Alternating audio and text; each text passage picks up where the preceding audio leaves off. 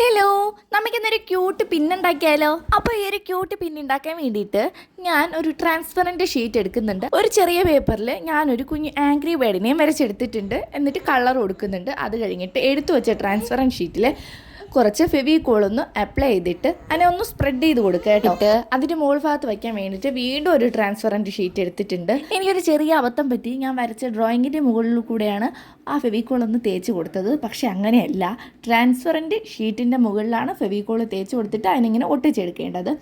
അല്ലെങ്കിൽ എനിക്ക് കുറച്ച് കൗതുകം കൂടുതലല്ല. ബൈ സംഭവം ഒട്ടിച്ച് കഴിഞ്ഞിട്ടുണ്ട്. അത് കഴിഞ്ഞിട്ട് ചെറുതായിട്ടൊരു വൈറ്റ് പോർഷൻ വിടുന്ന ഇത്തിരി സ്പേസ് വിട്ടിട്ട് അതിനൊന്ന് കട്ട് ചെയ്തെടുക്കുന്നുണ്ട്. ആ സംഭവം റെഡി ആയിട്ടുണ്ട്.